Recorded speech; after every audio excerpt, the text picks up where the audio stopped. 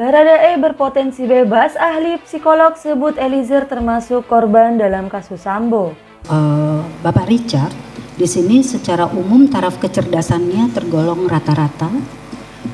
Kemudian potensi intelektualnya ini ditampilkan, digunakan secara maksimal, memiliki kapasitas intelektual yang relatif baik, terutama untuk menghadapi tugas-tugas praktis dan sederhana di dalam kehidupan sehari-harinya. Jadi bukan pada tugas-tugas yang kompleks. Kapasitas dan fungsi memorinya juga baik. Kemudian ya. Tingkat kepatuhannya gimana? Obedience dari Richard? Tingkat kepatuhannya Richard tinggi. Tinggi? Iya. Terhadap apa? Figur otorita. Figur otoritas. Ada juga orang melakukan kejahatan karena tuntutan sosial budaya. Dalam keadaan seperti ini kamu harus melakukan ini. Dalam keadaan seperti ini kamu harus melakukan ini. Itu pengaruh budaya. Kemudian ada orang melakukan kejahatan justru sebagai reaksi terhadap label yang diberikan oleh masyarakat. Saya ini bukan penjahat, tapi kok masyarakat selalu menyebut saya penjahat. Akhirnya lebih baik saya menjadi penjahat daripada itu labeling. Ya. Kemudian ada juga kejahatan yang merupakan definisi dari yang membuat, terutama penguasa. Ada tindakan yang dikategorikan kejahatan, ada yang tidak. Itu definisi formal. Gitu. Dan sering juga ada definisi masyarakat, konstruksi masyarakat. Jadi itu pengaruh-pengaruh tadi yang dipelajari dalam kriminologi. Baik. Saya kira isunya kan begitu. Kenapa tuh kok lama sekali ya, sampai hampir sebulan tidak ada tersangkanya waktu itu? Saya bilangnya karena ada psikoterapis berdasar laporan-laporan yang saya terima dari Komnas HAM itu tidak ada yang berani tegas misalnya dari yang saya dengar dari Kompolnas, dari orang saya di dalam gitu. Kenapa? Seperti ada yang saling sandera gitu loh. Kemudian si Barada itu Baradae itu juga di bawah penguasaan orang yang mungkin punya berkepentingan.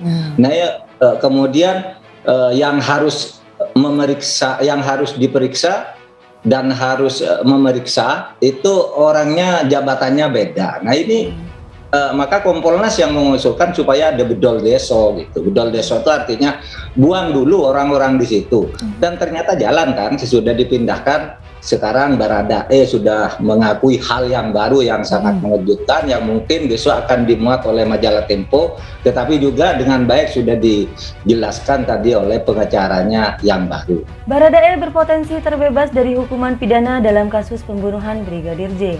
Hal ini setelah ahli psikolog mengungkapkan Baradae bisa disebut sebagai korban dalam kasus tersebut. Pasalnya, Baradae mendapatkan tekanan yang memaksa dirinya harus melakukan penembakan terhadap Brigadir J. Tekanan yang membuat Baradae ketakutan itu datang atas perintah ex-Kadif Propam Polri, Verdi Sambo.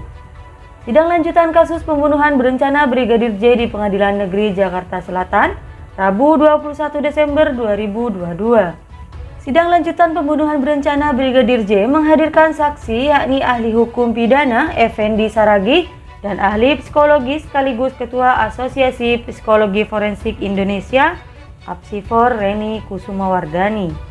Sesuai hasil psikologi, Eliezer memiliki kecerdasan rata-rata dan memiliki tingkat kepatuhan tinggi terhadap figur otoritas. Baradae berani menembak Brigadir Joshua Huta Barat alias Brigadir J karena didorong kepatuhannya yang tinggi kepada atasannya. Hal ini membuat kondisi kebatinan Baradae menjadi ketakutan. Lalu ketakutan itu pun diluapkan menjadi emosi dengan menembak Brigadir J hingga tewas. Pada kondisi Richard adanya ketakutan luar biasa. Namun ciri kepribadiannya yang memang belum matang menyebabkan keputusan perilakunya memilih untuk mematuhi. Lebih jauh, Reni menjelaskan bahwa dalam relasi kuasa antara anak buah dan atasan, Eliezer memang bisa disebut korban. Sebab pangkatnya yang rendah membuat dirinya tak bisa menolak perintah atasannya yang jenderal bintang 2 tersebut. Adanya obedience kepatuhan yang tinggi ditambah sosok yang memberi perintah adalah sosok atasannya itu mempengaruhi otak emosi dan ke otak rasional. Kemudian di dalam dialognya otak rasionalnya dikalahkan oleh otak emosi yang ketakutan. Sehingga kepatuhan itu yang lebih menonjol dari Richard Eliezer. Nah, Dalam relasi kuasanya memang dia bisa menjadi korban.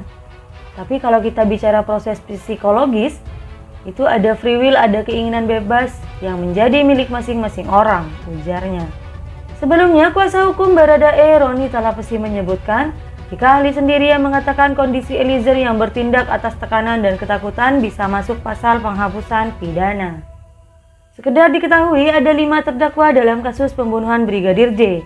Dalam perkara ini, Ferdi Sambo, Putri Chandrawati, Bribka Riki Rizal alias Bribka RR, Kuat Ma'ruf dan Barada Richard Eliezer alias Barada didakwa melakukan pembunuhan berencana.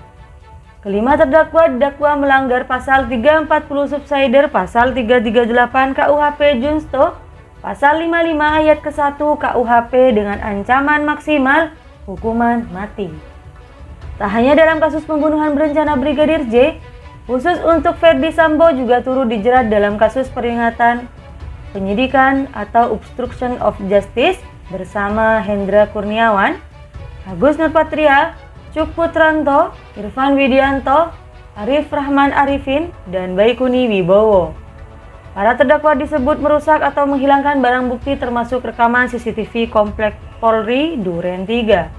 Dalam dugaan kasus obstruction of justice tersebut, mereka didakwa melanggar pasal 49 Junsto, pasal 33 subsider, pasal 48 ayat 1 Junsto, pasal 32 ayat 1 UU ITE nomor 19 tahun 2016, dan dakwaan kedua pasal 233 KUHP subsider, pasal 221 ayat 1 kedua KUHP Junsto, pasal 55 ayat ke-1 1 KUHP. Salah satu pembahasan dalam sidang lanjutan adalah kepribadian kelima terdakwa pembunuhan berencana Brigadir J. Ferdi Sambo dinilai sosok yang tak percaya diri, sementara Putri Chandrawati memiliki tipologi kepribadian yang berpotensi kuat terjadinya tonic immobility saat mengalami kekerasan seksual. Baradae memiliki kepatuhan yang tinggi pada figur otoritas. Adapun Kuat Ma'ruf memiliki kecerdasan yang tergolong di bawah rata-rata dibandingkan orang seusianya. Hal ini berdasarkan hasil sidang lanjutan pembunuhan berencana Brigadir J di Pengadilan Negeri Jakarta Selatan, Rabu 21 Desember 2022 hari ini. Sidang hari ini merupakan kesempatan terakhir untuk Jaksa Penuntut Umum JPU menghadirkan saksi termasuk ahli.